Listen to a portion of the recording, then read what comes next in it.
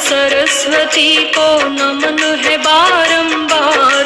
उन कारिणी है ये संसार, उन कारिणी है ये संसार। वेदों का अमृत दे दिया हमको इतना कि पूनम सूरी जी, वरिष्ठ आर्य सन्यासी स्वामी देवव्रत सरस्वती जी, विभिन्न आर्य प्रतिनिधि सभा के प्रेसिडेंट और वाइस प्रेसिडेंट, देश और दुनिया भर से आए आर्य समाज के सभी व्रती साथियों, स्वामी दयानंद जी युगदृष्टा महापुरुष थे। वो जानते थे चाहे व्यक्ति निर्माण हो या समाज निर्माण, उसके नेतृत्व में नारी शक्ति की बहुत बड़ी भूमिका होती है। इसलिए उन्होंने महिलाओं को घर की चौखट तक सीमित सोच को ही चुनौती दी। आर्य समाज के स्कूलों में लड़कियों को शिक्षा देने का अभियान शुरू किया। उस समय जालंधर में जो कन्या विद्यालय शुरू हुआ, वो देखते ही देखते कन्या महाविद्यालय बन गया। आर्य समाज के ऐसे ही महाविद्यालयों में पढ़ी लाखों लाख बेटियां आज राष्ट्र की हार्दिक शुभकामनाएं देता हूं। आप सबका बहुत बहुत धन्यवाद। नमस्कार। अपने स्थान पर खड़े होकर के प्रधानमंत्री को विदाई देंगे। यहां से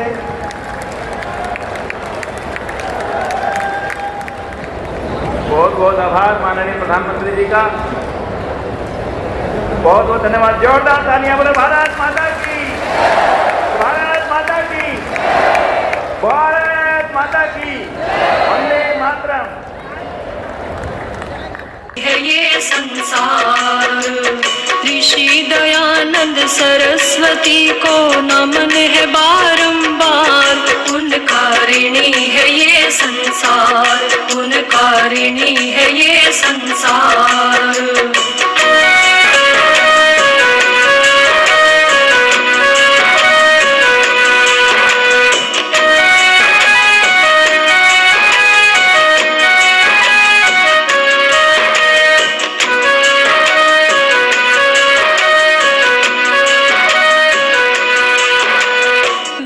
सत्य विद्याओं की है पुस्तक, ये ही ऋषि बताते। वेद का पढ़ना और पढ़ाना परम धर्म हमको समझाते। रक्षक बना है। मुझे तो आश्चर्य ये है कि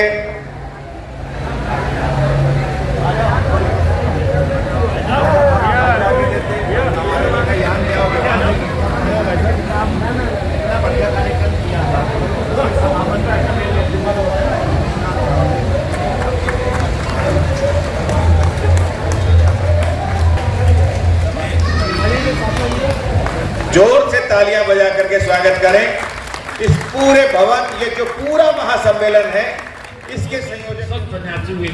उनका ग्रंथ सरदार दर्शनकारी आसमानी लोग पढ़ते हैं। उन्होंने आज कुछ पहले हर्षवागंज जो साधु आश्रम में खोला और कल तक को क्या पढ़ाते थे, और पंडित ब्रह्मदत्त जी जैसे हुआ है मैं अष्टाध्यायी पढ़ाना चाहता हूँ, पढ़ाओ कल से ही।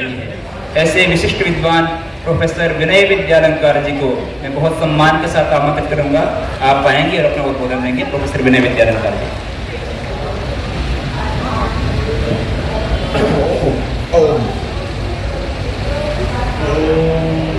पुनरेवाचस्पते देवेन मनसा सह वसोष्पते निरमया मय्येवास्तु मयि श्रुतं मय्येवास्तु मयि श्रुतं।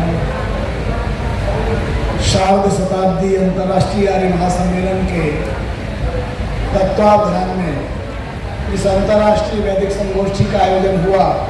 आज के समापन सत्र में हमारे मंच की शोभा, विद्वान और ऋषियों का समागम, मैं सभी को सादर नमन करता हूँ। ध्यान में लेने में समय में जाया करते हुए हमारे सामने बैठे हुए अनेक विश्वविद्यालयों से पधारे अन्वेषक, विचारक, चिंतक, प्रोफेसर, शोधार्थी, अध्यापक एवं अन्य आर्यजन और इस गोष्ठी के सूत्रधार मेरे अत्यंत प्रेम और स्नेह के भाजन भाई प्रोफेसर सुधीर जी आर्य। मैं आपको एक बात कहना चाहूँगा कि अंतर्राष्ट्रीय आर्य महासम्मेलन पिछले अनेक वर्षों से हो रहे हैं और उन सम्मेलनों में हमारा वेद सम्मेलन, महिला सम्मेलन, राष्ट्र रक्षा सम्मेलन, भाषाओं का सम्मेलन होता है। लेकिन इस बार एक विशेषता, हम लोग जब कार्य योजना बना रहे थे, आप में से बहुत सारे साथी 2024 फरवरी में जवाहरलाल नेहरू विश्वविद्यालय में आए होंगे। जवाहरलाल नेहरू विश्वविद्यालय में प्रोफेसर सुधीर जी ने एक ऐसा समागम किया था जिसमें वेद की ऋचाएं गूंजी, जिसमें अनेक वेद के विद्वानों ने अपने विचार व्यक्त किए। वहीं से इसकी नींव पड़ गई थी।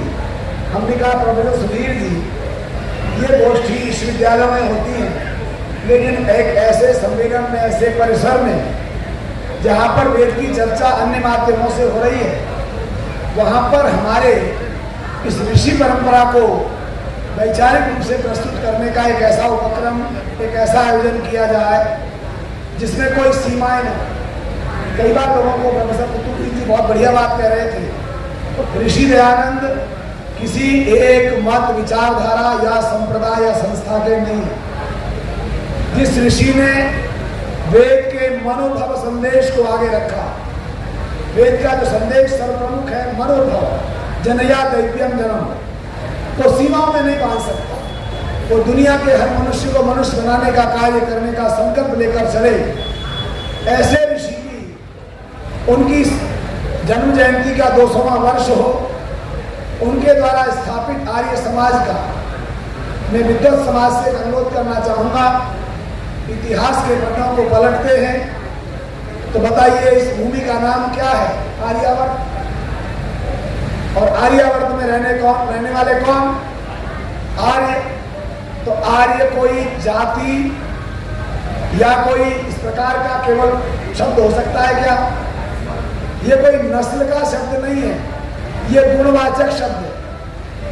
आर्यावर्त में रहने वाले आर्य, और वो जो आर्य थे उनका समाज क्या कहलाता था? बोलिए जरा। आर्य समाज। तो आर्य समाज की स्थापना 150 वर्ष पहले नहीं हुई। आर्य समाज की स्थापना सृष्टि के आदि में हुई। जहां से सृष्टि का प्रारंभ हुआ, ये तो पुनर्गठन किया है महर्षि दयानंद जी ने। आर्य समाज का पुनर्गठन इसलिए किया कि समाज में दो ही समुदाय हैं, आर्य और दस्यु।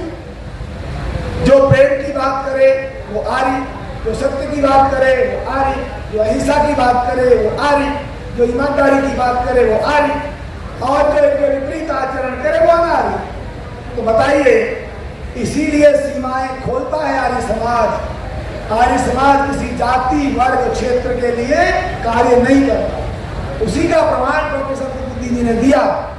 पंडित मुलियाराम जी और एक और शास्त्री रतिराम शास्त्री जी, ये अरब देशों में जाकर वैदिक विचारों का प्रचार किया, और सारे अरब देशों में वेद की बात तो करने का प्रारंभ ही आर्य समाज के कारण। तो महर्षि दयानंद जी ने सारे समाज को एक किया। कल इसी मंच से हमारे लोकेश्वरी जी, प्रोफेसर इलियासी जी, हमारे प्रोफेसर रंजीत चंडोक जी, स्वामी जी, ये सब लोग यहाँ आए, जैन साधु घंटे आए थे बौद्ध के, और सबने एक बात कही, और वो क्या थी? ऋषि दयानंद जी ने जब देखा कि हम पूजा पद्धति के नाम पर बट जाए कोई बात नहीं, पर पूजा पद्धति के नाम पर बढ़कर शत्रु बन जाए ये कौन सा? हम इसके नाम पर शत्रु नहीं बन सकते। तो ऋषि जी ने 1877 में एक पूरा दरबार दिल्ली में बुलाया। सर सैयद अहमद खान साहब आए, पादरी स्कॉट आए, बौद्ध जैन सब संप्रदायों के लोग आए और स्वामी जी ने विचार रखा इन सभी मत मतांतरों में 50 से 60% बातें समान है और मतभेद भी 20% पर है। तो थोड़ी 20 ऐसी है जो दोनों की समान सी लगती हैं। तो ऐसे विचारों पर जहां सब समानता है, हर कोई कहता है सत्य बोलना चाहिए, हर कोई कहता है प्यार मोहब्बत से रहना चाहिए, तो उन सबको एक साथ चलाकर दुनिया से द्वेष को समाप्त किया जा सकता। और ये कार्य हमारे प्रोफेसर सुधीर जी ने इस प्रकल्प के माध्यम से किया। हमारी कोई सीमा नहीं रही, चाहे किसी विचारधारा को मानता हो, क्योंकि भारत ऋषि प्रधान देश है और कृषि प्रधान देश है। मैंने उद्घाटन सत्र में ये बात कही थी, ऋषियों की परंपरा आत्मोन्नति के लिए है, प्रेम के लिए है, उन्नति के लिए, व्यवहारिक उन्नति के लिए है, और कृषि की परंपरा भौतिक उन्नति के लिए है। भारत ऋषि और कृषि इन दोनों का देश रहा है।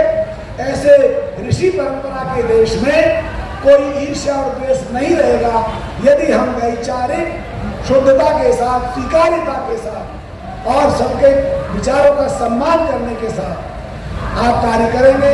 तो मैं इस गोष्ठी के समापन सत्र में प्रोफेसर भाई सुधीर कुमार आर्य जी का हार्दिक आभार व्यक्त करता हूं, जिसके लिए मेरे पास शब्द नहीं है।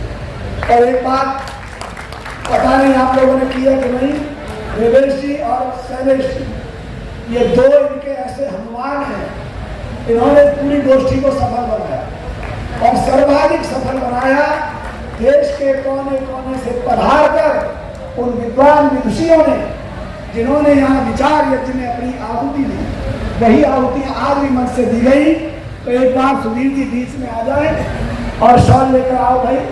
इनका सम्मान किए बिना मैं नहीं जा रहा, क्योंकि जहाँ एक और सम्मेलन के संयोजन में हमारा दायित्व है, वहाँ इस गोष्ठी का नहीं। सुधीर जी आ जाइए, ऊपर आ जाइए। सुधीर जी सुधीर जी ऊपर आ जाइए, आ जाइए।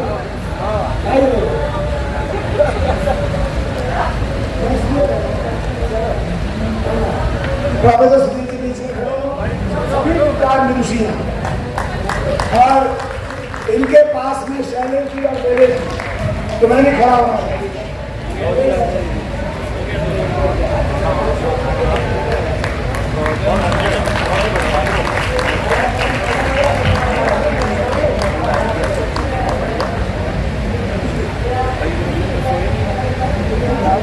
सम्मान जब आप बहुत श्रेष्ठ कार्य करते हैं तो सम्मान करने के लिए किसी को आग्रह की जरूरत नहीं पड़ती।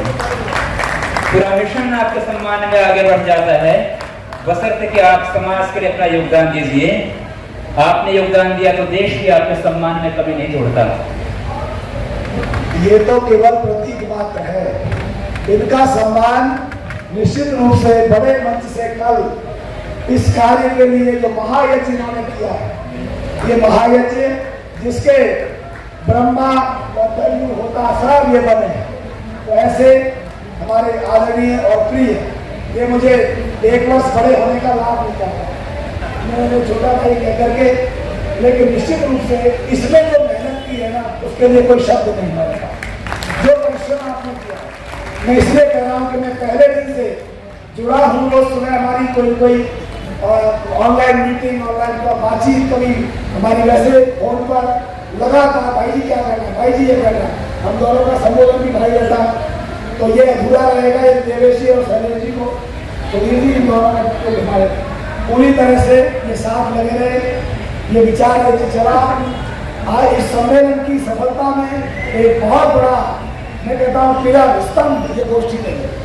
इस गोष्ठी का अद्वितीय महत्व है और इस गोष्ठी में सुधीर जी का, अकेले का सम्मान, उन सारे वॉलंटियर्स का सम्मान है, उन सारे स्वयंसेवियों का सम्मान है, उन सब छात्रों का, छात्राओं का सम्मान है, जिन्होंने दिन रात एक करके ऐसा और कोई कार्यक्रम हमारी सम्मेलन में नहीं चला।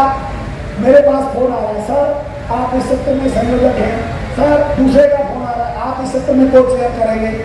ये सारी बेटियां हमारी, इनके किस किस के नाम लो हैं, रसूल क्या नाम है इनके, वसुंधरा है, मुस्कान है, सारी बेटियां ये लगातार लगी रही। तो मैं केवल इनके इस विचार यज्ञ में सहयोगी रहा हूँ, ये बहुत बड़ा मेरे लिए कह देते हैं, लेकिन ऐसा नहीं है, क्योंकि हम तो और कार्यों में लगे रहे, अनेक साल कार्य संपादित किए, ये पूरी टीम लगी रही। तो इसके साथ ही इस विचार यज्ञ के समापन पर मैं आप सभी को बहुत बहुत साधुवाद और आभार व्यक्त करता हूँ और हमारे अतिथियों का हार्दिक अभिनंदन करता हूँ, हमारे कृषि बहनों का, कि आपने पधार करके हमें बड़ा उपकार किया। नमन करता हूँ संयोजक मंडल की ओर से, बहुत बहुत आभार। बहुत बहुत आभार। आपके शब्दों के लिए कुछ कहने के लिए मेरे पास भी शब्द नहीं है। बहुत बहुत अभिनंदन सर, बहुत बहुत आभार आपका। इसके साथ विद्वज्जन और सभी श्रोतागण, संस्कृत अनुयायी सभी को मेरा सादर प्रणाम। मैं डॉक्टर सवित्र प्रकाश गंगवार, असिस्टेंट प्रोफेसर संस्कृत विभाग, डीएवी कॉलेज कानपुर से आया हूँ। मेरे शोध पत्र का विषय है संस्कृत एवं हिंदी भाषा के पोषक स्वामी दयानंद सरस्वती। स्वामी दयानंद सरस्वती नव भारत के निर्माता, राष्ट्रीयता के उन्नायक, समाज सुधारक, आर्य समाज के संस्थापक, सर्वतोमुखी प्रतिभा संपन्न वक्ता, आज आर्य वैचारिक क्रांति के उद्भावक, संस्कृत एवं हिंदी भाषा के पोषक, सिद्ध योग ऋषि, विवेकपूर्ण व तार्किक सर्वोत्कृष्ट वैदिक विद्वान थे। 19वीं सदी के उत्तरार्ध में हिंदी और संस्कृत भाषाओं में जितना विशाल साहित्य का सृजन ऋषि दयानंद ने किया, उतना अन्य विद्वान या साहित्यकार ने नहीं किया। स्वयं गुजराती और संस्कृत भाषा के विद्वान होते हुए भी उन्होंने हिंदी भाषा को अपने भावों व विचारों की अभिव्यक्ति का माध्यम बनाया था। गहन अंधकार में सोए भारत को जगाने के लिए और पराधीनता की जड़ता को दूर करने के लिए उन्होंने हिंदी को अपनाया। 48 वर्ष की अवस्था में मात्र 10 वर्ष के अल्पकाल में स्वामी जी ने वह काम कर दिखाया जो बड़े से बड़ा हिंदी भाषी भी ना कर सका। सत्यार्थ प्रकाश आदि ऋषि दयानंद की सभी कृतियों ने हिंदी गद्य में गंभीर विषयों के विवेचन की प्रारंभ की तथा रोचक एवं विनोदात्मक शैलियों का विकास। समाज में व्याप्त कुप्रथाओं कुरीतियों के सर्वनाश के लिए स्वामी जी तथा उनका आर्य समाज सदैव प्रयत्नशील रहा। सामाजिक क्षेत्र में स्मरणीय योगदान के अलावा हिंदी भाषा को समृद्ध प्रसिद्ध बनाने का श्रेय भी स्वामी जी को ही जाता है। हिंदी को राष्ट्रभाषा का रूप देने वाले वे प्रथम पुरुष थे। उन्होंने हिंदी को आर्य भाषा की संज्ञा दी। वे हिंदी साहित्य के निर्माता और कट थे। पंजाब, उत्तर भारत तथा समस्त भारत में हिंदी कृति केवल स्वामी जी के द्वारा ही संभव हुई। मुंशी प्रेमचंद जी ने हिंदी के उत्कर्ष के लिए आर्य समाज तथा स्वामी जी का आभार प्रकट करते हुए कहा है कि आर्य समाज ने हमारी भाषा के साथ जो उपकार किया उसका सबसे उज्जवल प्रमाण यह है कि स्वामी दयानंद सरस्वती ने इसी भाषा में सत्यार्थ प्रकाश लिखा और उस वक्त लिखा जब उसकी इतनी चर्चा न थी।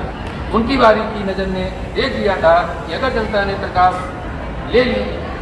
में प्रकाश ले जाना है तो उसके लिए हिंदी भाषा ही अकेला साधन है। इस प्रकार द्रष्टव्य है। संस्कृत की कुछ बातें मैंने बता पाया, समय कम है। मैं आपकी बात को और समाज को और आपके आदेश को पालन करते हुए संस्कृत और हिंदी साहित्य के अनेक ग्रंथ स्वामी जी की प्रेरणा से लिखे गए व नित्य लिखे जा रहे हैं। आज स्वामी जी का कृतित्व और व्यक्तित्व मात्र संस्कृत और हिंदी ही नहीं बल्कि अनेक भाषाओं में शोध का विषय बना हुआ है और अनेक शोध किए जा रहे हैं। ये सब संस्कृत और हिंदी भाषा के लिए उनका अविस्मरणीय योगदान है। धन्यवाद। समस्त आगंतुकजनों को सादर प्रणाम। मैं Mithilesh Gangwar, Dayanand girls PG college Kanpur. मेरा शोध पत्र का विषय है महर्षि दयानंद सरस्वती का सामाजिक योगदान। समय की व्याप्तता को ध्यान में रखते हुए मैं केवल निष्कर्ष को पढ़ूंगी। स्वामी दयानंद जैसे ओजस्वी व्यक्तित्व वाले महापुरुष ने न केवल तत्कालीन समाज को ही प्रभावित किया वरन भावी पीढ़ी पर भी अपना प्रभाव डाला। हिंदी को राष्ट्रभाषा बनाने में उनकी हिमायत, जन्म पे आधारित जाति प्रथा की भर्त्सना, स्वदेशी की वकालत, छुआछूत की निंदा ऐसी बातें हैं जिन्हें सर्वत्र स्वीकार कर दिया गया। इन सब का श्रेय स्वामी दयानंद जी को जाता है। उनके प्रगतिशील दृष्टिकोण होता है कि स्वामी दयानंद सरस्वती भारतीय पुनर्जोड़ा है। देश को नवजीवन प्रदान करने की प्रक्रिया को महान व्यक्तियों के माध्यम से प्रभावित किया। भारतीय पुनर्जागरण के नायकों ने मानवीय मूल्यों तथा प्राचीन भारतीय मनुष्यों की आध्यात्मिकता को बहुत महत्व दिया है। आरंभ में वर्ण व्यवस्था योग्यता और कर्म के आधार पर चलती थी, परंतु बाद में ये विकट हो गई। ब्राह्मण जो संत दार्शनिक और समाज को सांस्कृतिक और आध्यात्मिक नेता हुआ करते थे, वही समाज पर अत्याचार करने वाले बन गए। इस विषय में स्वामी दयानंद सरस्वती कहते हैं, वर्ण व्यवस्था जन्म पर नहीं कर्म पर आधारित होनी चाहिए। रविन्द्रनाथ टैगोर स्वामी दयानंद को आधुनिक भारत का निर्माता मानते थे। उन्होंने लिखा है, मैं स्वामी दयानंद को अपनी आदरपूर्ण श्रद्धांजलि अर्पित करता हूँ।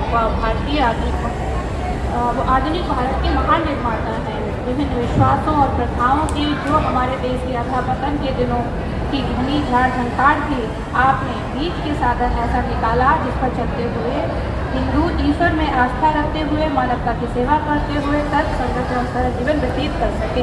सत्य के प्रति सुस्पष्ट दृष्टि और संकल्प में साहस के साथ उन्होंने प्रचार किया, हमारे आत्मसम्मान के लिए और मन को जगाने का काम किया, जिससे भारतीय जनमानस आधुनिक युग को प्रगतिशील भावना के साथ सामंजस्य का प्रयास कर सके और साथ ही भारत के उस भाव भूतकाल से पूरी तरह से संपर्क में रहे जिसमें आध्यात्मिक उपलब्धि की अलौकिक कांति से इसके विचार और कर्म की पूर्ण स्वतंत्रता की अपनी अभिव्यक्ति।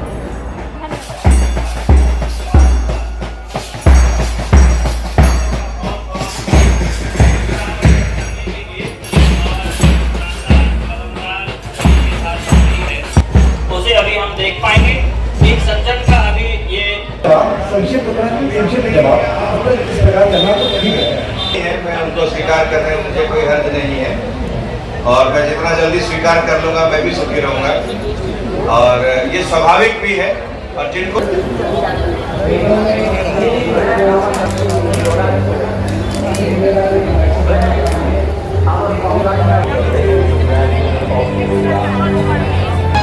वैसे तुम लोग तो ऐसा नहीं करोगे। हम भी सुभाष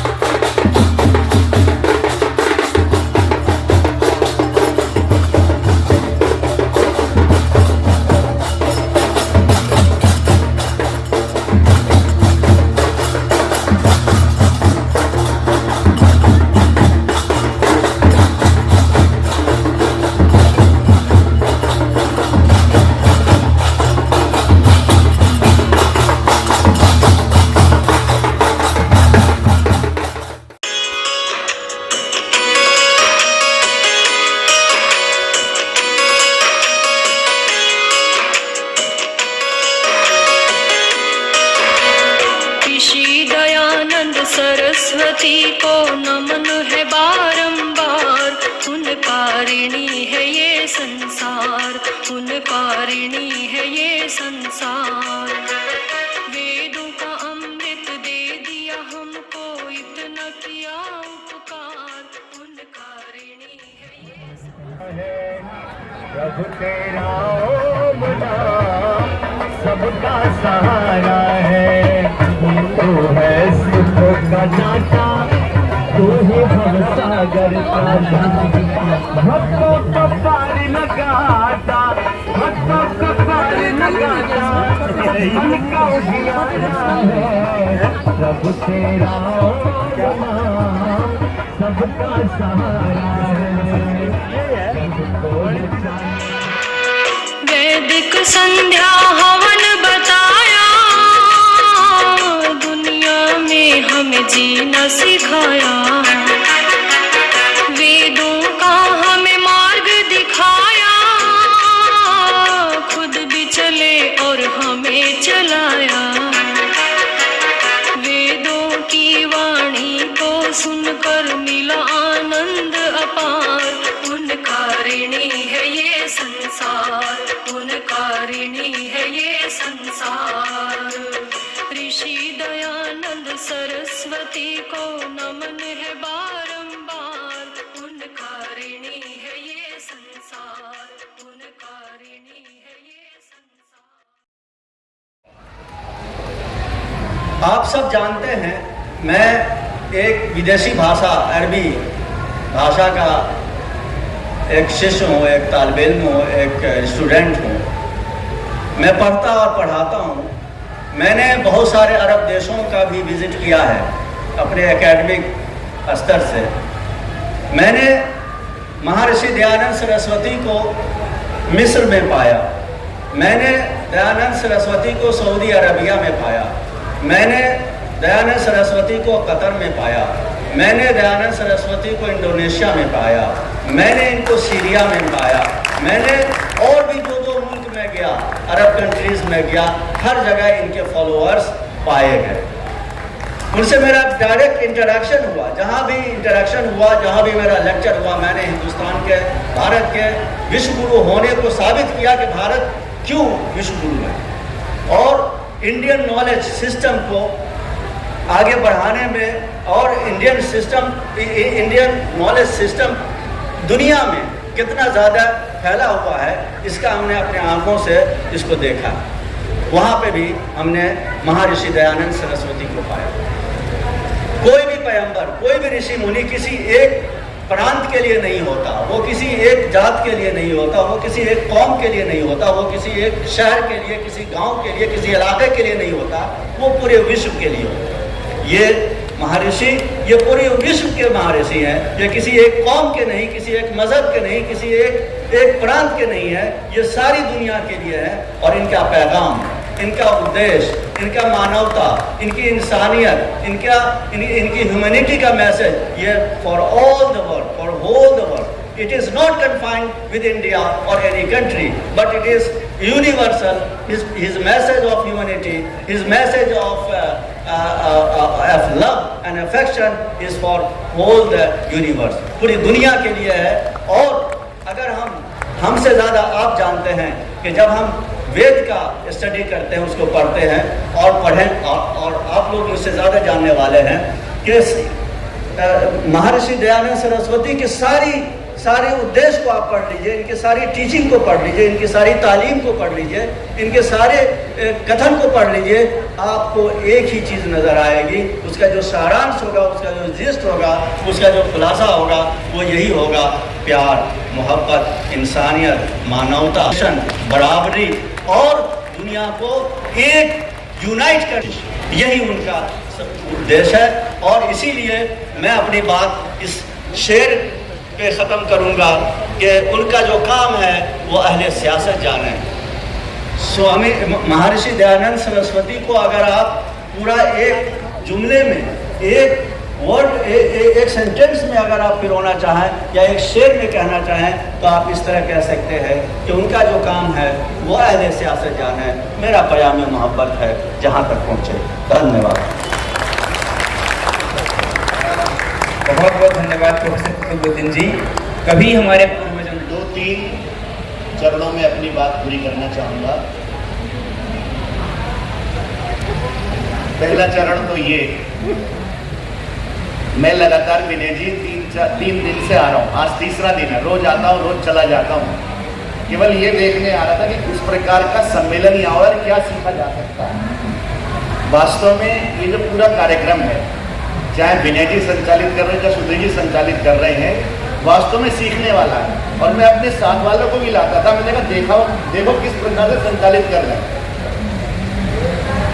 जो भी पूरा सम्मेलन कार्यक्रम है, हम लोग भी कार्यक्रम करते रहते हैं, तो हम देखते रहते हैं कि भी किस तरह से और अच्छा करें और अच्छा करें और अच्छा करें। और आपने वास्तव में ये जो प्रतिमान गढ़ दिया, ऐसी शोध गोष्ठी अब तक हुई नहीं है।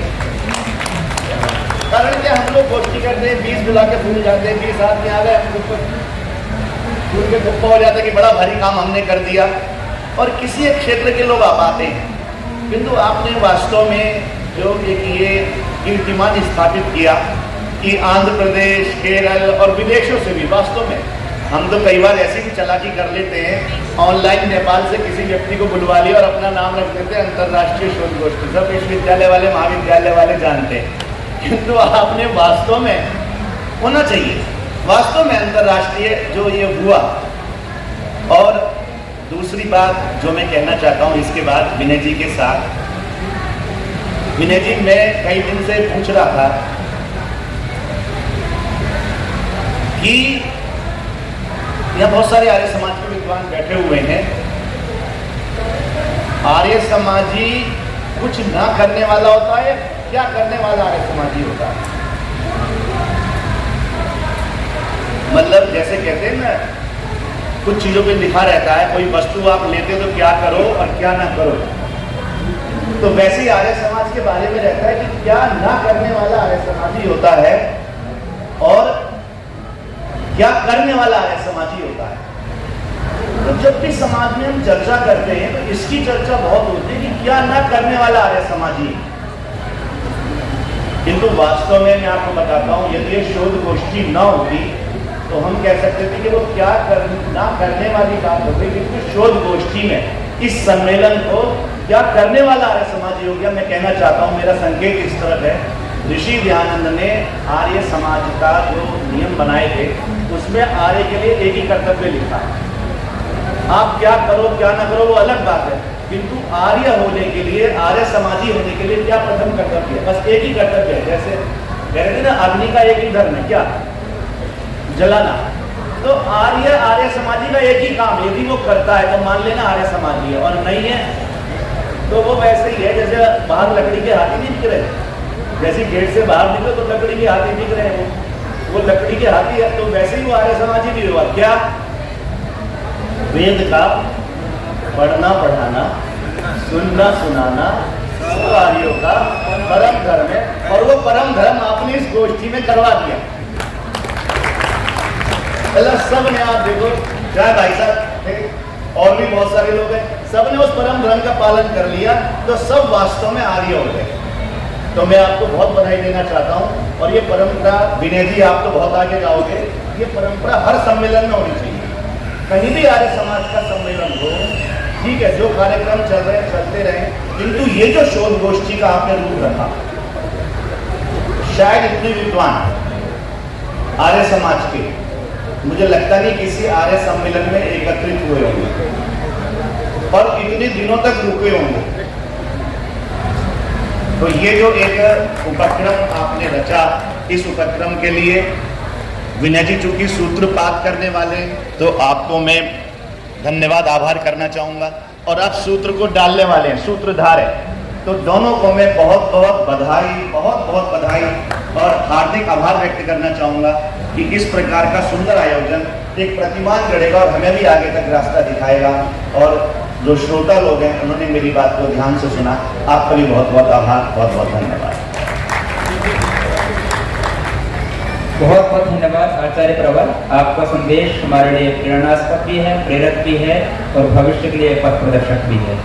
मैं आमंत्रित करना चाहूँगा प्रोफेसर वेदवीर जी को। आप वेंकटेश्वर महाविद्यालय में संस्कृत के प्रोफेसर हैं। प्रोफेसर वेदवीर जी आएंगे और अपने विचार व्यक्त करेंगे। डॉक्टर वेदवीर।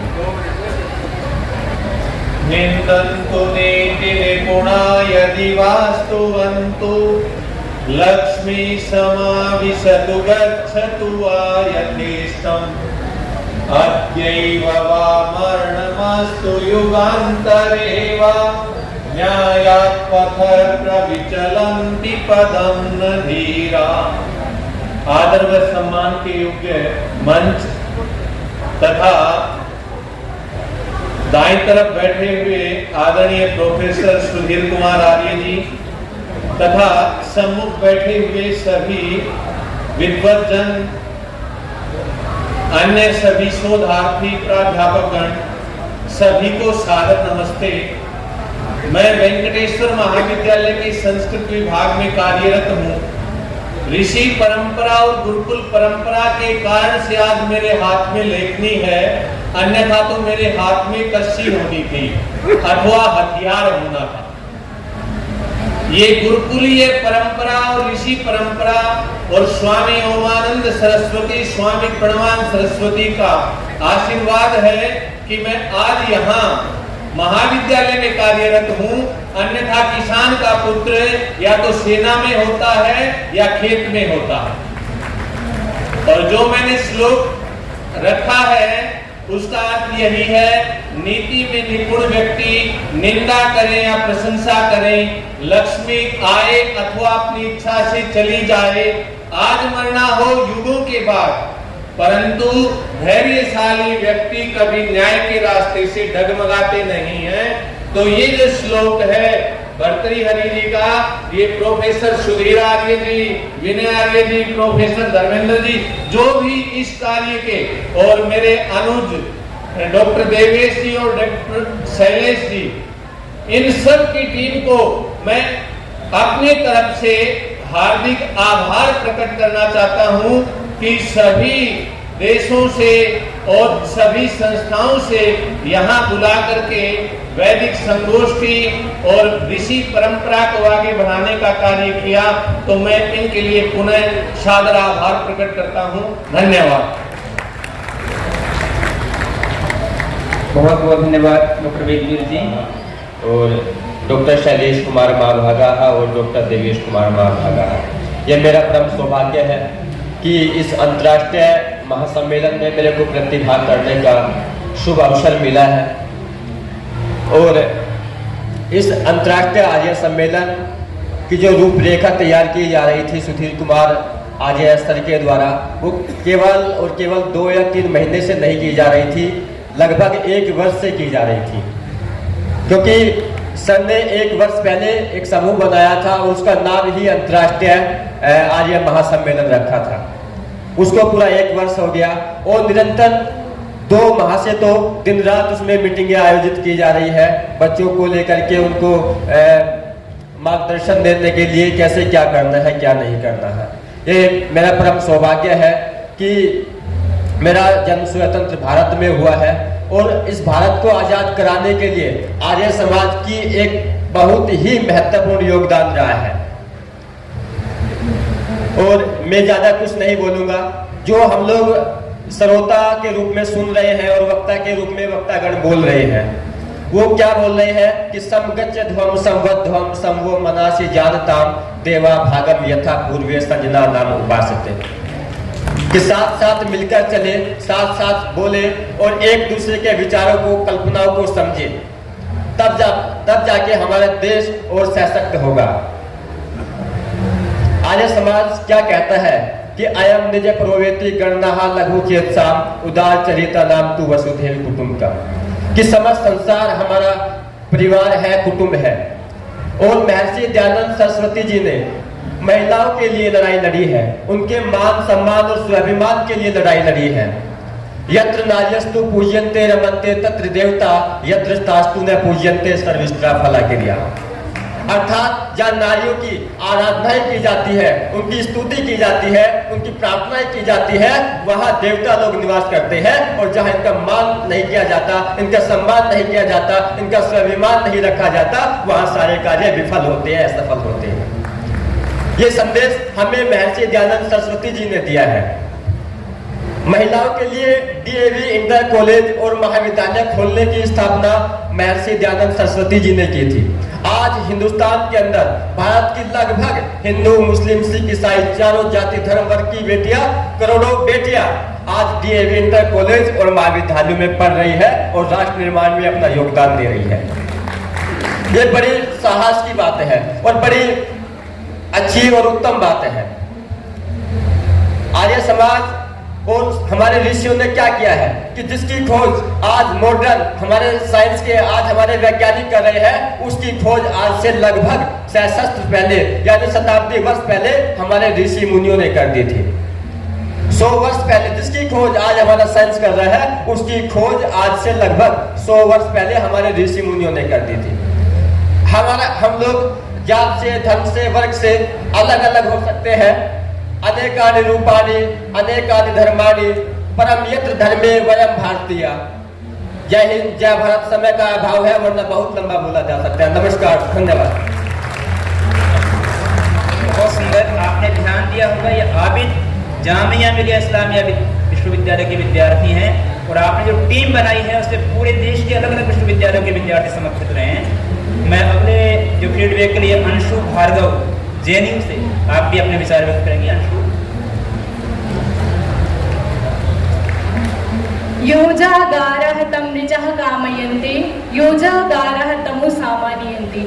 सच में ये जागरण चल रहा था और सच में सर जाग रहे थे। मतलब हम सुबह उठते थे और रात को सर का 2 बजे मैसेज पड़ा हुआ मिलता था ग्रुप को कि इसको ये व्यवस्था देखनी है, इसको ये व्यवस्था देखनी है। हम तो सो गए लेकिन सर जाग रहे हैं। तो ये जो इतना बड़ा कार्य चल रहा था, हमें व्यवस्था बता रहे थे, हम सारे 50-60 या जितने भी लोग थे तो हम तो सिर्फ अपनी व्यवस्था देख रहे थे, लेकिन हम सारे लोगों की जो व्यवस्था थी वो सर के दिमाग में चल रही थी।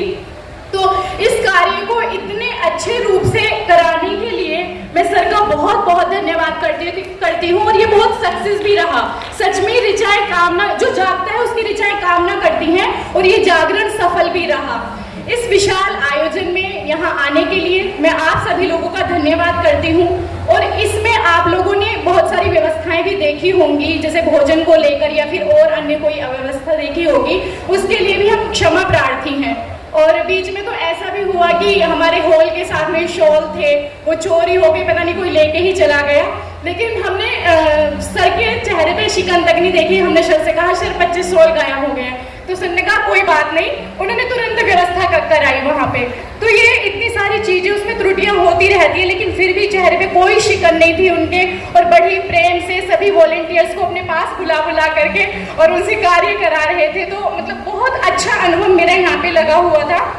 और ये जो एक सप्ताह नहीं, मतलब एक दिन में नहीं हुआ, एक सप्ताह में नहीं हुआ, इसको पिछले काफी चार्ट है, जैसे अभी आबिद ने बताया कि हम 1 साल से इसमें कार्य कर रहे हैं और उसी श्रृंखला में डॉक्टर शैलेश प्रकाश भ्राता जी और डॉक्टर देवेश प्रकाश भ्राता जी हमारे साथ कंटिन्यू जुड़े हुए थे। वो हमें हमारा उत्साहवर्धन कर रहे थे बार बार। मतलब वो खुद भोजन नहीं किया उन्होंने, लेकिन हमसे पूछ रहे थे भोजन किया, भोजन किया।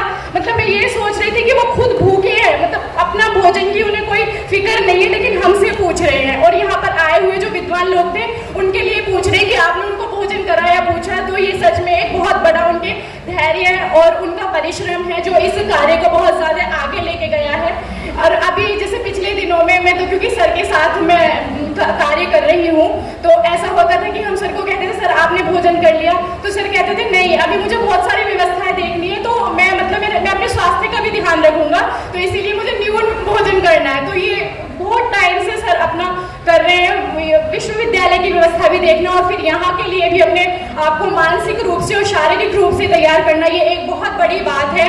और यहाँ पर मेरे साथ और भी साथी कार्यकर्ता हैं, जैसे कि निधि है, अंजलि है और जयशंकर है। सभी लोग अपने अपने कार्यों के लिए यहाँ पर बहुत अच्छी तरीके से लगे हुए थे। और आज ये जो कार्य है छोटे स्तर पर नहीं है, क्योंकि ये विश्व पटल पर कार्यक्रम हो रहा है। यहाँ पर संपूर्ण विश्व के लोग आए हुए हैं और ये कार्यक्रम सिर्फ हमारा नहीं है, क्योंकि वो कह रहे थे ना कि आएंगे खत अरब से जिसमें लिखा होगा गुरुकुल का ब्रह्मचारी हलचल मचा रहा है। तो सच में एक बहुत बड़ी हलचल थी और ये सिर्फ हमारा आपका ये सर का कार्य नहीं था, ये संपूर्ण विश्व का कार्य था। तो इसमें कुछ त्रुटियां हुई हो या कोई भी अव्यवस्था आप लोगों को लगी हो तो उसको इतना माइंड मत करिए। यहाँ पर आप सबका सम्मान है और हम सभी आप लोगों का यहाँ पर आने के लिए बहुत बहुत सम्मान करते हैं, धन्यवाद करते हैं। धन्यवाद। जय हिंद, जय भारत।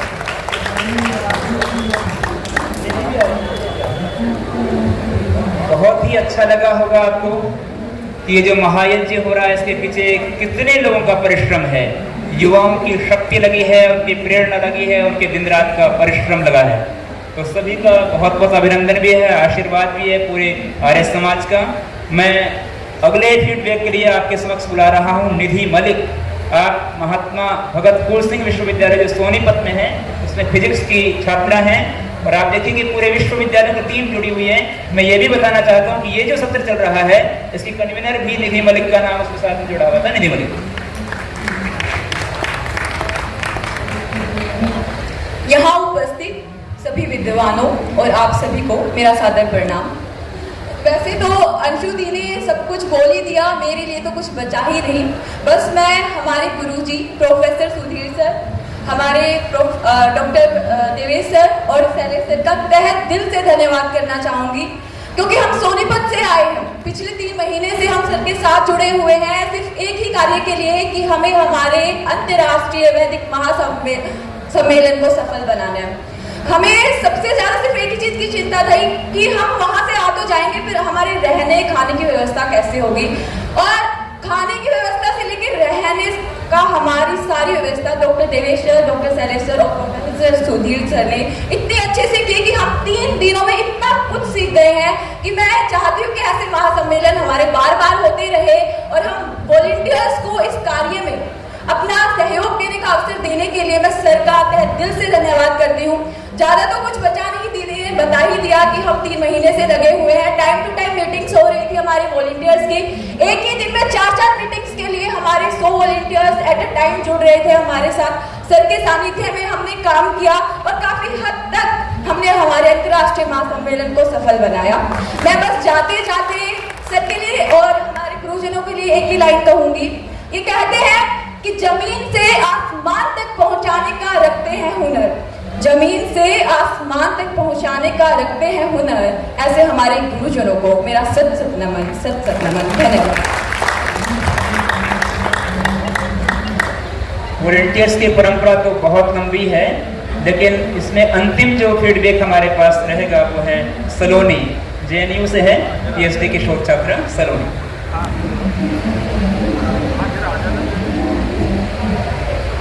सभी को नमस्कार। पहले मैं अपना छोटा सा परिचय दूंगी, क्योंकि परिचय देना जरूरी है। मेरा नाम सलोनी नागर है। मैं JNU में PhD की 1st सेमेस्टर की छात्रा हूँ। 1st सेमेस्टर की हूँ, 2 महीने हुए हैं सिर्फ घर से आए हुए, और इतना बड़ा आर्य महासम्मेलन देखा। आर्य महासम्मेलन देखा, लेकिन उससे मेरे लिए उससे भी सबसे बड़ी बात है कि सर ने मुझ पे सिर्फ 2 महीने में इतना ट्रस्ट दिखाया है, शायद मुझे लगता है किसी ने भी नहीं दिखाया है। इतनी सारी जिम्मेदारियां दी है। मुझे तो लगता है कि शायद मैं सर से कितने टाइम से जानती हूँ या क्या करती हूँ मुझे नहीं पता था। सर सिर्फ 2 महीने में मुझ पे इतना ट्रस्ट दिखाएंगे।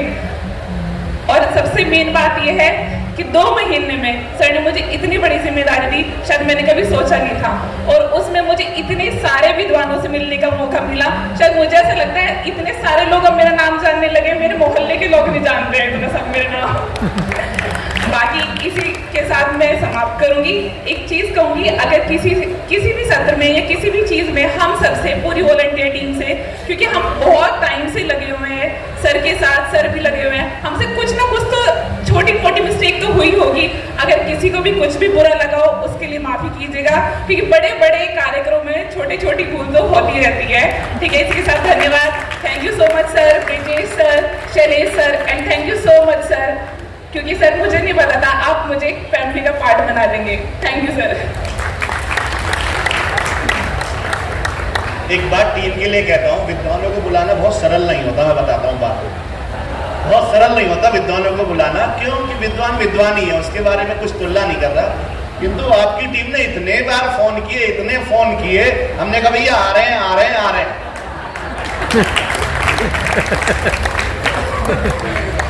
हर व्यक्ति की उपस्थिति को आपने सुनिश्चित किया इस टीम ने, वॉलंटियर्स की टीम में।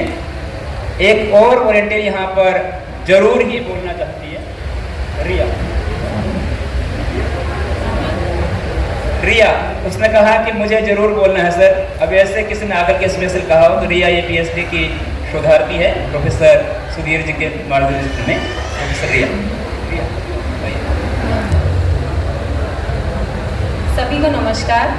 मेरा नाम रिया है, मैं भी एक JNU की छात्रा हूँ और मैं एक मंत्र से मैं अपने परिचय की शुरुआत करूँगी। इस मंत्र में बहुत गहरी सच्चाई है। गुरुर ब्रह्मा गुरुर विष्णु गुरुर देवो महेश्वरा गुरुर साक्षात परम ब्रह्म तस्मै श्री गुरुवे नमः। सर ने हमें आए हुए अभी 1 से 1.5 महीना हुआ और सर ने इतने अच्छे से हमें गाइड करा, इतने अच्छे से सपोर्ट करा, इतने अच्छे से ट्रस्ट और फेथ दिखाया कि हमें खुद को लगा कि सर इतना ट्रस्ट कैसे दिखा रहे हैं हमें। और हमने respected Sudhir sir, respected Shailesh sir और देवेश सर, इतना सपोर्ट किया सर ने, इतना गाइड किया कि हम खुद ही आगे काम कर रहे थे। तो मैं थैंक यू बोलना चाहती हूँ सर को कि सर ने इतना सपोर्ट किया हमें।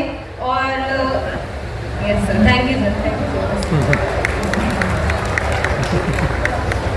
तो ये थी फीडबैक की प्रक्रिया।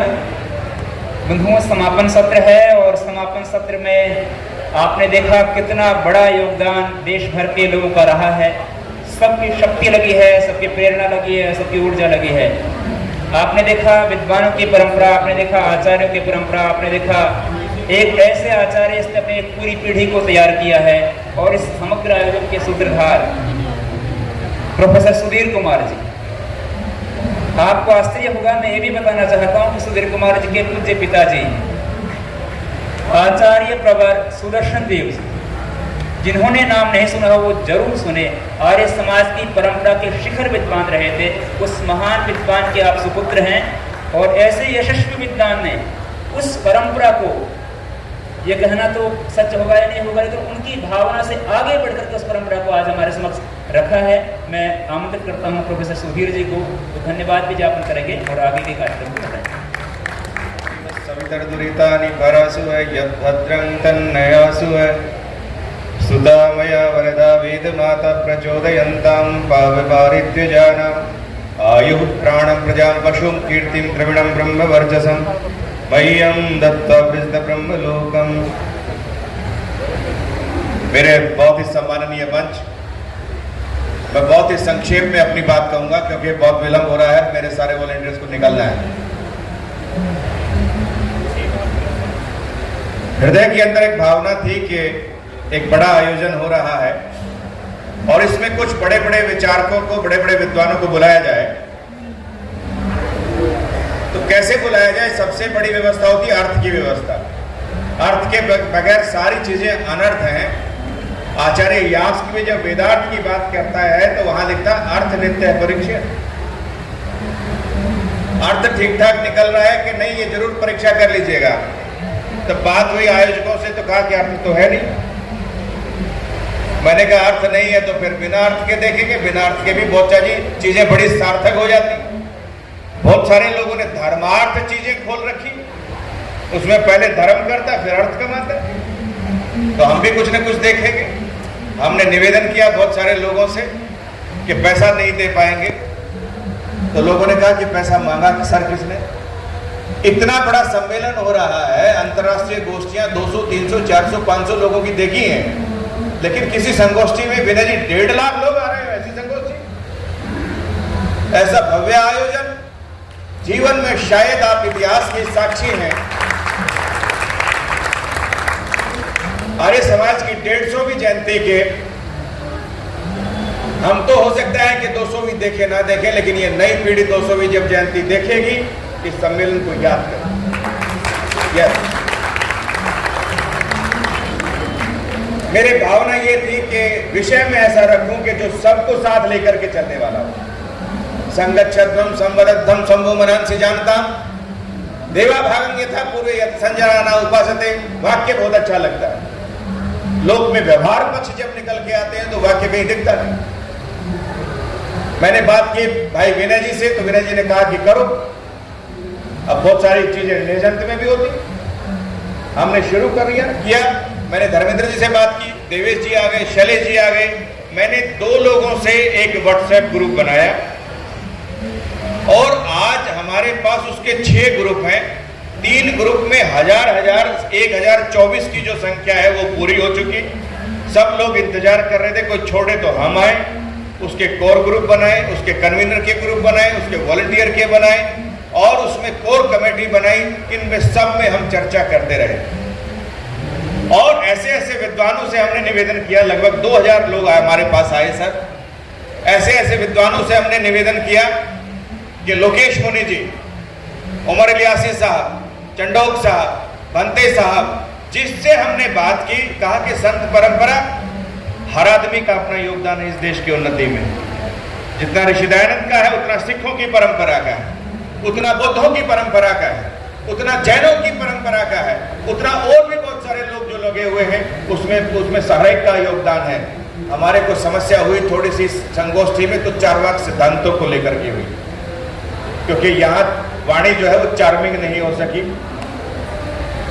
भोजन की व्यवस्था कुछ ठीक नहीं थी, तो हमारा चारवाक मत थोड़ा ठीक ठाक नहीं चल पाया यहाँ। यावत जीवेत सुखम जीवेत तृणम कृत्वा घृतम पिबेत भस्मीभूतस्य देहस्य पुनरागमनम कुतः। जब अन्न नहीं मिल रहा था तो लोगों को लग रहा था कि देह तो भस्मीभूत होने वाला है, लेकिन इसकी परवाह किए बगैर मेरे साथियों ने, मेरे विद्वान मित्रों ने, मेरे बंधुओं ने, किसी के कमरे में पंखा नहीं चला सर, किसी में पानी नहीं आया, टॉयलेट में, बाथरूम में किसी को भोजन नहीं मिला, लेकिन ये केवल मुझे पता है, मेरे को आकर के किसी एक विद्वान ने या किसी एक व्यक्ति ने नहीं कहा कि सर बड़ी समस्या हो रखी है। बस मुझे सूचना सारी मिलती रही कि क्या हुआ क्या नहीं हुआ। उपस्थित बंधुओं, ये जो वॉलंटियर की जो टीम है, एक बार सारे खड़े हो जाओ रे। 80% लड़कियों की टीम है, विमेन एम्पावरमेंट है, जिसके लिए ऋषि दयानंद लड़े।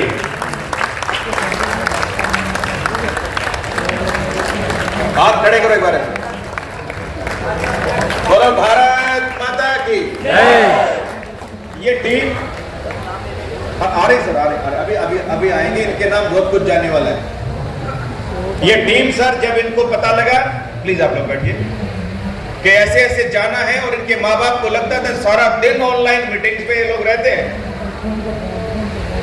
तो घर से लड़कियों का निकलना, हरियाणा से निकलना, पंजाब से निकलना, पश्चिमी उत्तर प्रदेश से निकलना, और कहीं छत्तीसगढ़ से निकलना, कभी राजस्थान से निकलना, कभी दूर दराज के क्षेत्रों से निकलना, ये आसान काम नहीं। लेकिन मुझे फख्र इस बात का है कि इनके अध्यापकों से इन्होंने अपनी बात नहीं कराई कि हमारे को वहां जाना। अपने पिताजी को कहा कि गुरुजी से बात कर लो जहां हमारे को जाना। और जब मैंने इनके पिताजी से बात की तो मैंने कहा, भाई आप इनको भेज दो, वापस घर तक जाने की जिम्मेदारी मेरी है। दूसरा वाक्य मेरा इनके साथ हुआ।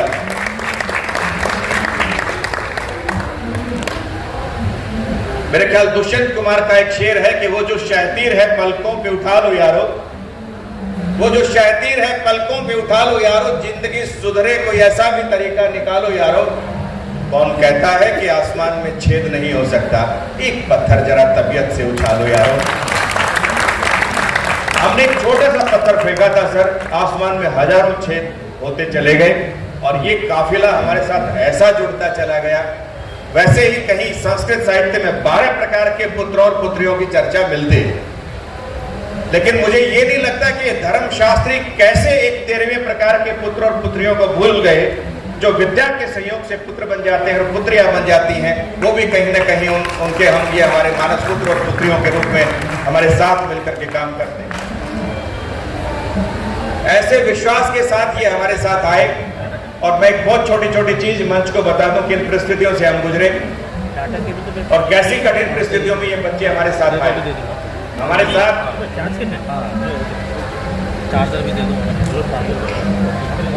एक हमारी बेटी रितु नेहरा, खड़ी हो।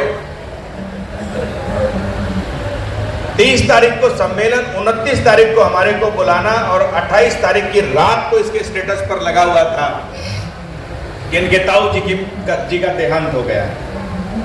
मैंने कहा बेटा तुम रहने देना, मत आना। कहने लगे नहीं गुरुजी, ऐसा भव्य सम्मेलन जीवन में आएगा नहीं, और जो अपने आए वो अपनी जीवन यात्रा पूरी करके चले गए, कुछ नया सीखने को मिलेगा, मैं आऊंगा।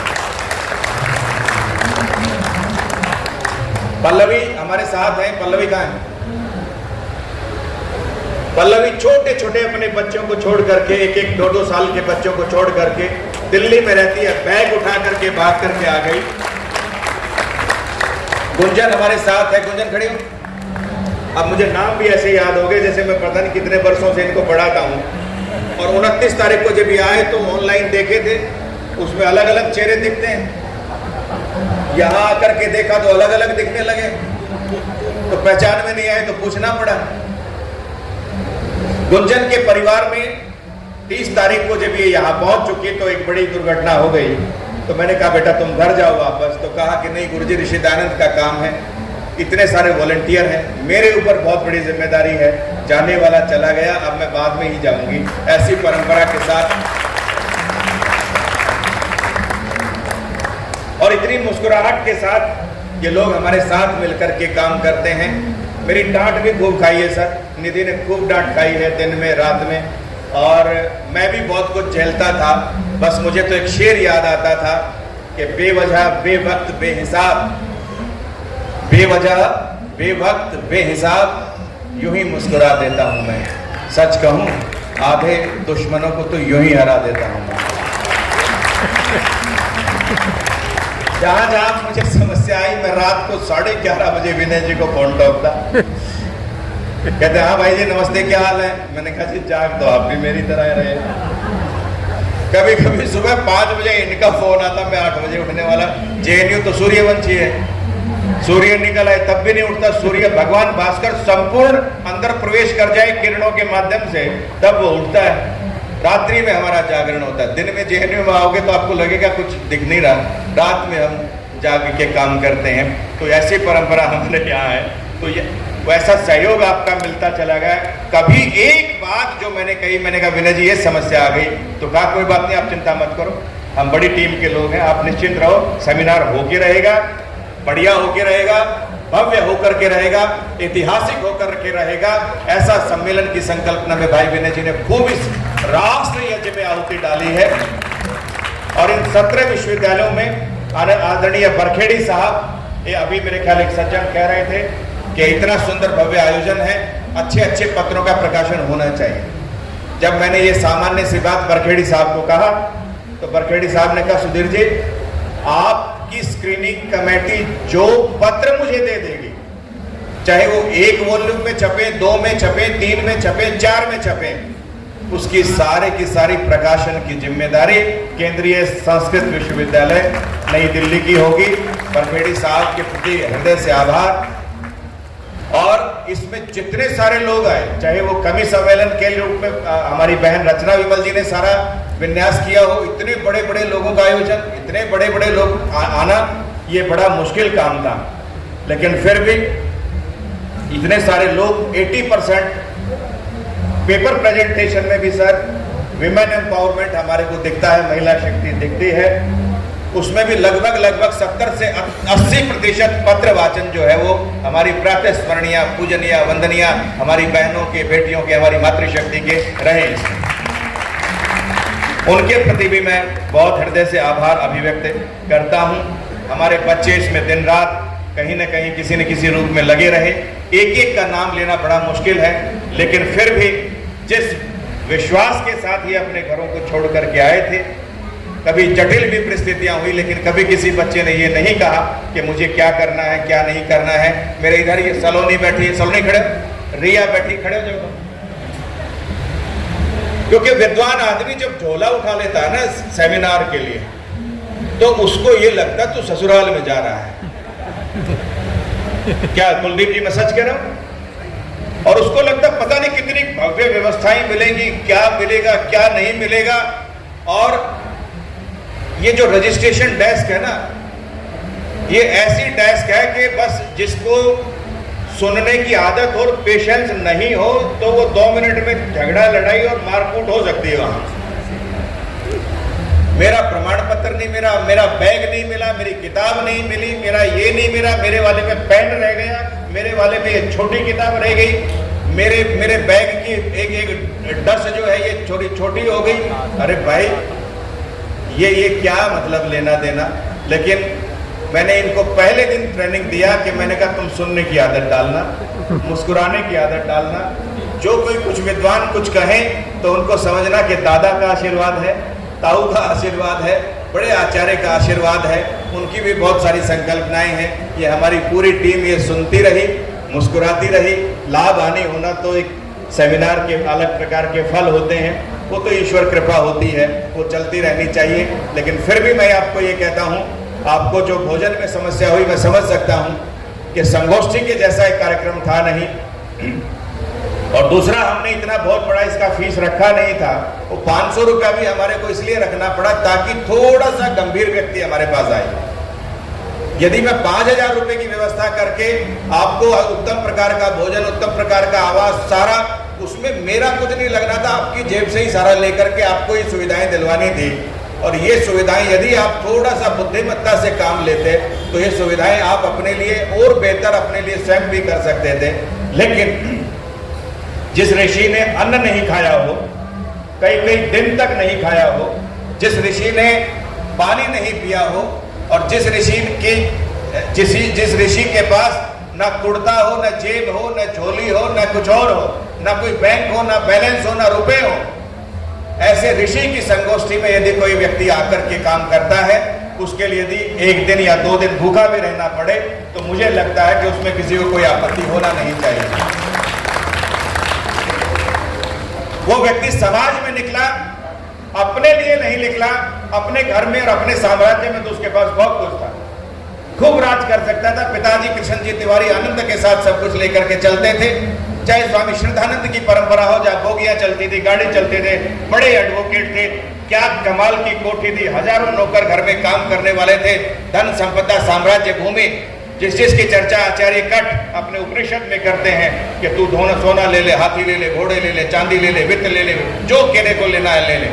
लेकिन उन सारी चीजों को छोड़ करके केवल एक काम कि मुझे वेद का काम करना है, और उस वेद के काम को करते करते बहुत सारे लोग उसके दुश्मन हो गए। और नन्ही जान तो मोरा है सर, और बहुत सारी चीजें उस समय पर अंग्रेज सरकार ऐसे खिलाफ हो गई थी। 17 बार वो आदमी जहर पी करके भी समाज का कल्याण करके चला गया। यदि हमें 3 समय 2 समय भोजन न भी मिले तो मुझे लगता है कि इन चीजों को थोड़ा सा कहीं ना कहीं सहन करना चाहिए। लेकिन फिर भी मेरा कहना यह है, इस संगोष्ठी में जो कुछ आपको अच्छा लगा हो वो मेरे आचार्यों का, मेरी परंपरा का, मेरे विद्वानों का, मेरे साथियों का, मेरे वॉलंटियर्स का, इन सब की मेहनत का परिणाम है। और इसमें जो कमियां रह गई हों वो मुझे छोड़ दें, उनके लिए मैं अपना उत्तरदायित्व लेता हूं। वहां तैत्तिरीय उपनिषद में भी आचार्य कहता है कि आचार्य अंतेवासिन मनुष्यास्ति सत्यम व धर्मम चर मातृमान मातृदेवो भव, पितृदेवो भव, आचार्य देवो भव, अतिथि देवो भव। एक अंतिम बहुत बढ़िया शानदार वाक्य कहता है, यानी अस्माकं सुचरितानि तानि त्वयोपास्यानि नो इतराणि। जो हमारी अच्छी चीजें लगी हो आप प्लीज आप अपने साथ लेकर के जाएं। यानी अस्माकं सुचरितानि तानि त्वयोपास्यानि, जो अच्छी चीज लगे उनका आप उपासन करना, उनका आप आचमन करना, उनका आप सेवन करना। नो इतराणि, नोट अदर देन दैट। उनसे भिन्न जो चीजें लगी हो उनको आप परित्याग करके जब आप चलेंगे तो उसमें बहुत बढ़िया रहेगा। बहुत सारी चीजें हमारे साथ आई। बशीर का एक बड़ा खूबसूरत सा शेर है कि तुम्हें दिल तोड़ के न मुड़ने का हुनर आता है। तो गुरु साहब आप बहुत शेर सुनाते मुझे जेएनयू में, आप सुन लीजिए कि तुम्हें दिल तोड़ के न मुड़ने का हुनर आता है, मुझे भी टूट के जुड़ने का हुनर आता है। मेरे पंखों को कुतरने की कोशिश मत करना दोस्तों, मुझे बिन पंखों के भी उड़ने का हुनर आता है।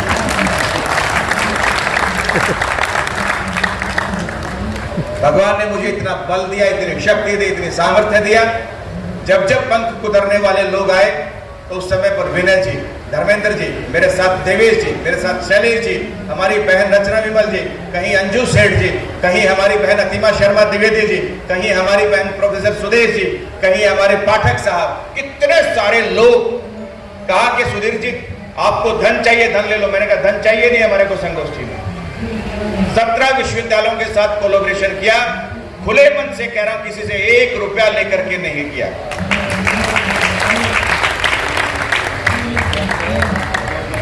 जो लगाया तो ये कि चलो ऋषि दयानंद ने ये लिखा कि आदमी अपने जो आजीविका कमाता है उसका कुछ प्रतिशत दान करे, क्योंकि हमारे यहाँ 5 प्रकार के यज्ञों की कल्पना में एक बलि वैष्णोदेव यज्ञ भी है। उनके लिए भी हमारी कुछ व्यवस्थाएं बनती हैं। तो उन व्यवस्थाओं के साथ भी, क्योंकि मैं उस परंपरा में पला बड़ा हूँ, उस परंपरा का निर्वहन करता हूँ, उसकी नौकरी करता हूँ, उससे मेरा घर चलता है, परिवार चलता है, आजीविका चलती है, और बहुत सारे बच्चों की भी शिक्षा और दीक्षा उसके माध्यम से कहीं ना कहीं किसी न किसी रूप में चलती है। भगवान हमें और बल दे, और शक्ति दे, और सामर्थ्य दे। ये अंतिम में बहुत ज़्यादा कुछ कहना नहीं चाहिए, लेकिन मैं सारे, चाहे वो सहारनपुर की टीम है, चाहे वो कानपुर की टीम है, चाहे बनारस से वो बच्चे उठ करके, मुस्कान कहें और आशांजना कहें, बनारस से बिना बात एक बार कहा कि माता पिता से बात कराने की जरूरत नहीं है। वो कह दीजिए कि जाओ ऋषि दयानंद का संगोष्ठी हो रहा है, बस एक फोलियो भेजा था ये जो था कि इसमें जा रहे कि जाओ, कोई पूछने वाला ही नहीं है। ऐसी टीम को मैं नतमस्तक हूँ। मेरे साथ मिलकर के काम करने वाले प्रियवर सदानंद, कहीं महेश, कहीं प्राची ठाकुर, और ये मेरे दो नरोनीत पीछे खड़े हैं, डॉक्टर गजेंद्र जी, डॉक्टर भरत मणि, बलराम जी, मेरे साथ इतने आदर के साथ। सर, आत्मा वही जायते पुत्र की बात हम करते हैं। मैं जब इलाहाबाद में गया कुंभ के क्षेत्र को देखने के लिए, तो वहाँ इलाहाबाद विश्वविद्यालय में मेरे 9 विद्यार्थी एक ही बैच में काम करते हैं। इलाहाबाद विश्वविद्यालय में एक ही बैच में हमारे संस्थान के 9 विद्यार्थी वहाँ हैं। और जैसे ही मैं ट्रेन से उतरा, 4-5 तो वहाँ खड़े थे। किसी ने झोला सिर पर उठा लिया, किसी ने दूसरा बैग सिर पर उठा लिया, कोई पानी की बोतल लेकर के खड़ा है, कोई फल फ्रूट लेकर के खड़ा है। तो ऐसे लगता है कि ये अपना परिवार कितना बढ़िया, कितना शानदार है। भरतमणि वहाँ लेकर के हमारे को घूमते रहे, क्या आनंद की अवस्था आती है।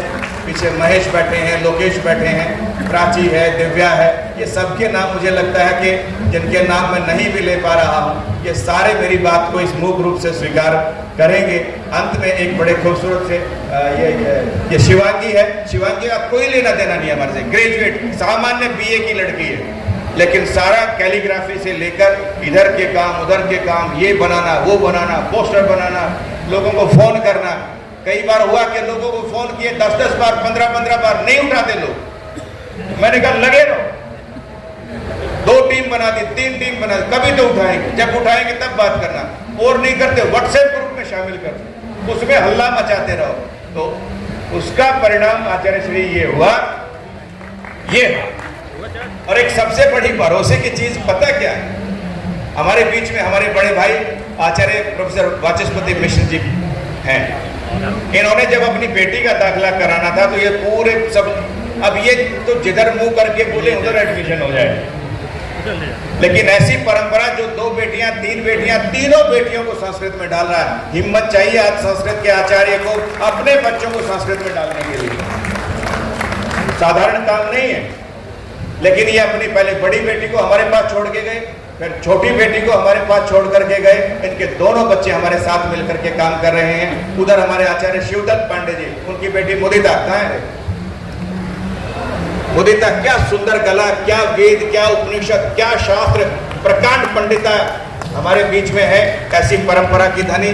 पहले इनकी माँ मेरी स्टूडेंट रही, वो मेरे साथ PhD किया उन्होंने, उसके बाद इसने मेरे साथ MA किया। आज भी ये बच्ची हमारे साथ मिलकर के ऐसी परंपरा की धनी मेरी प्रिय। मैंने तो कहा तेरा भी राशन कार्ड में नाम लिखवा देता हूँ, तो पांडे जी ने कहा कि नहीं अभी रहने दो, मैं देख लूँगा। तो ऐसे हमारे ये बच्चे हैं जिनके साथ हमारा ऐसा स्नेह है। तो हमारी डांट को भी इन्होंने कभी डांट वाट नहीं समझा, कहते सर तो बावड़े ऐसे ही कहते रहे, हरियाणा के लोग ऐसे ही होते हैं। तो ऐसे करके इन्होंने मेरी बात को बहुत सुना कर दिया। हमारे बीच में प्रोफेसर अवतारी लाल मीणा जी जोधपुर से अपने 4-5 रिसर्च स्कॉलर के साथ आए। और यहाँ सर जितने आचार्य आए, आचार्य अकेला चले तो उस आचार्य का कोई मतलब नहीं बनता है। आचार्य चले तो उसके साथ आचार्य की टीम चलनी चाहिए, तो आचार्य का वर्चस्व समझ में आता है। जितने आचार्य आए वो सारे अपनी टीम के साथ मिलकर के आए। सुचिता दलाल जी नागपुर से हमारे साथ जब भी आती हैं, दोनों पार्वती परमेश्वर साथ में आते हैं। हमारी प्रिय बेटी गोदी में खिलाया था, इतने साल बाद आके खड़ी हो गई कि नमस्ते अंकल, मैं सरिता खड़ी हो। पिताजी पहले, दादाजी पहले नेवी में, उसके बाद खड़ताल उठा ली, ढोलक उठा लिया, बाजा उठा लिया। ऐसी लगन लगी कि पंडित रामचंद्र जी मलिक भजन गाते थे, क्या शानदार। मलिक साहब रमेश भाई आए हैं और सारे परिवार को नित्य प्रति यज्ञ और हवन की परंपरा। नेशनल डिबेटर है सर, ये नेशनल डिबेटर है, ये 3 साल रेगुलर ये नेशनल गोल्ड मेडलिस्ट रही है डिबेट में। ऐसी परंपरा हमारे सामने है। हमारी बहन कमला भारद्वाज जी, हमारी बहन सुनीता बुधवार जी थोड़ा विलंब से आई। इधर भाई मोक्षराज जी बैठे हैं। क्या मैं किस किस का नाम लूं? जिनको देखता हूं तो लगता है कि क्या कमाल की परंपरा मेरे साथ है। मैं अकेला ही चला था भीड़ में और काफिला बनता चला गया। और एक अंतिम शेर सुना करके सर खत्म करता हूं। बशीर का शायद शेर है या कुतुबुद्दीन साहब ठीक करेंगे, जरा ध्यान से सुन लीजिए कि किसने कहा कि जुदाई होगी। आखिरी पल चल रहा ना, आज ये लास्ट मोमेंट है। इसके बाद चाय है, नमस्ते है, फोटोग्राफी है, स्टेटस पे आपने ठोकना जो लगाना है। कि किसने कहा जुदाई होगी ये हवा किसी दुश्मन ने फैलाई होगी। किसने कहा जुदाई होगी ये हवा किसी दुश्मन ने फैलाई होगी। प्यार से रहेंगे हम आपके दिल में, थोड़ी जगह तो हमने भी वहां बनाई होगी।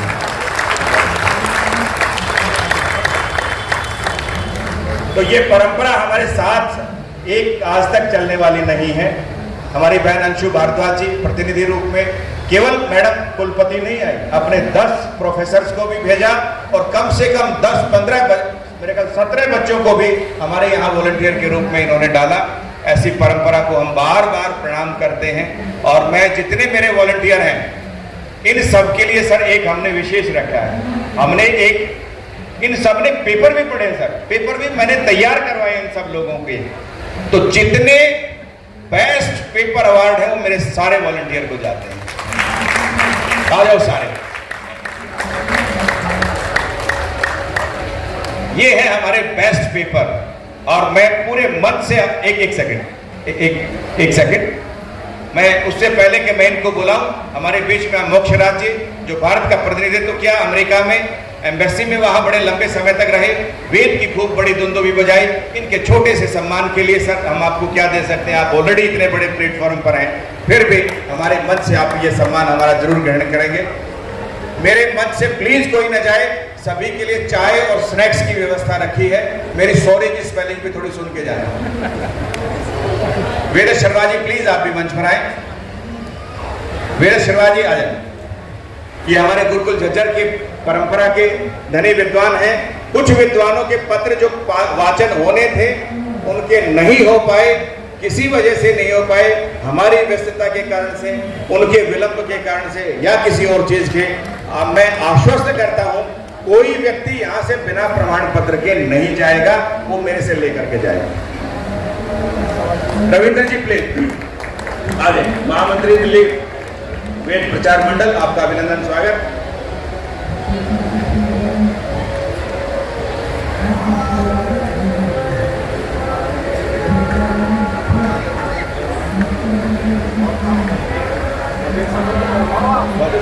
आगे तालियों से स्वागत करें।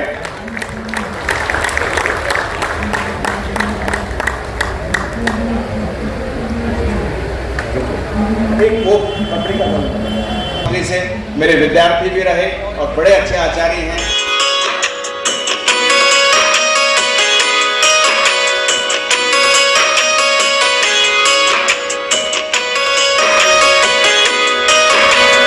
ऋषि दयानंद सरस्वती को नमन है बारंबार, उन कारिणी है ये संसार, उन कारिणी है ये संसार। वेदों का अमृत दे दिया हमको, इतना किया उपकार, उन कारिणी है ये संसार, उन कारिणी है ये संसार।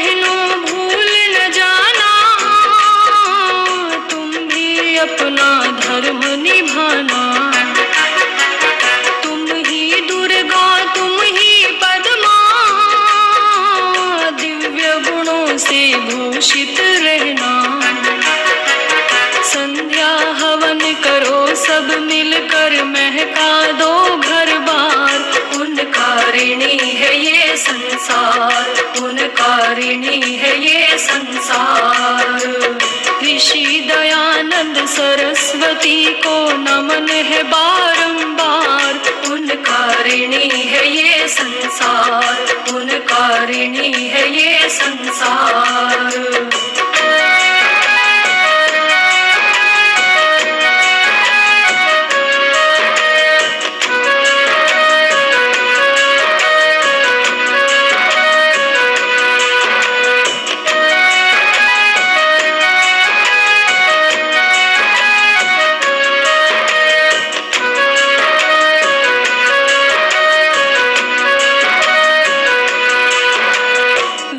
सत्य विद्याओं की है पुस्तक, ये ही ऋषि बताते। वेद का पढ़ना और पढ़ाना परम धर्म हमको समझाते। रक्षक बना है आर्य समाज, आर्यों करो विचार। उनका ऋणी है ये संसार, उनका ऋणी है ये संसार। ऋषि दयानंद सरस्वती को नमन है बारंबार। उनका ऋणी है ये संसार, उनका ऋणी है ये संसार।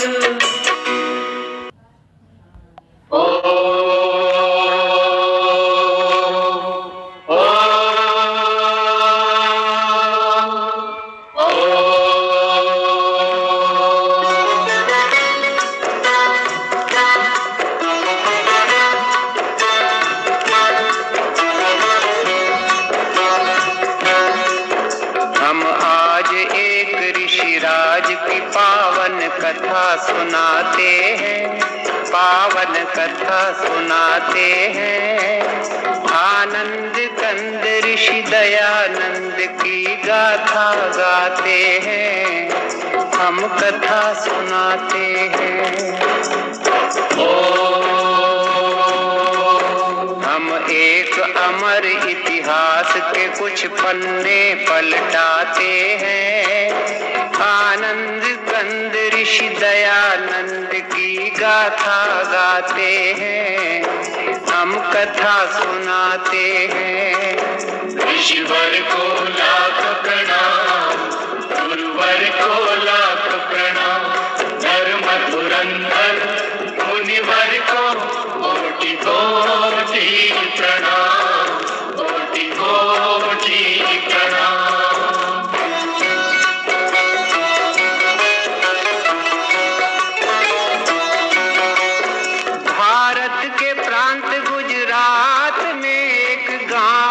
टंकारा, उस गांव के ब्राह्मण कुल में जन्मा एक बालक प्यारा।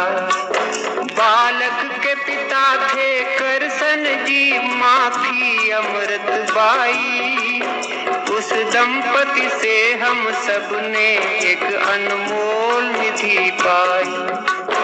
हम टंकारा की पुण्य भूमि को शीश झुकाते हैं।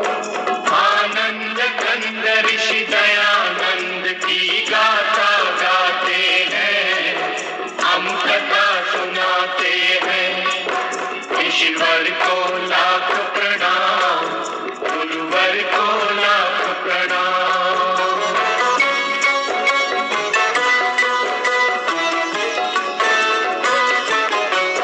फिर नामकरण की विधि हुई एक दिन करसन जी के घर। अमृत बा का प्यारा बेटा बन गया मूल शंकर। 5वें बरस में स्वयं पिता ने अक्षर ज्ञान दिया। 8वें बरस में कुल गुरु ने उपवीत प्रदान किया। इस तरह मूल जी जीवन पथ पर चरण बढ़ाते हैं। आनंद कंद ऋषि दयानंद की गाथा गाते हैं, हम कथा सुनाते हैं। ईश्वर को लाख प्रणाम, गुरुवर को लाख प्रणाम।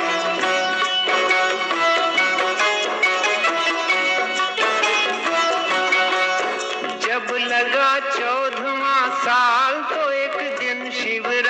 घड़ी आई, उस रात की घटना से कुमार की बुद्धि चकराई।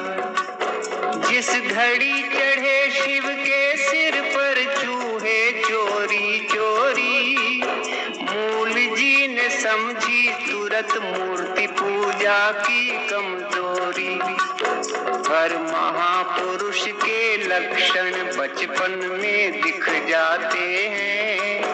आनंद कंद ऋषि दयानंद की गाथा गाते हैं, हम कथा सुनाते हैं।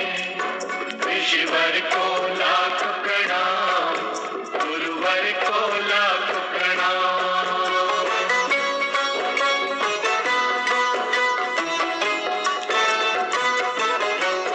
फिर एक दिन माँ से पुत्र बोला, माँ दुनिया है पानी, मैं मुक्ति खोजने जाऊंगा, पानी है ये जिंदगानी। चुपचाप सुन रहे थे बेटे की बात पिता ज्ञानी, जल्दी से उन्होंने उसका ब्याह कर देने की ठानी। इस भांति ब्याह की तैयारी कर संजी करा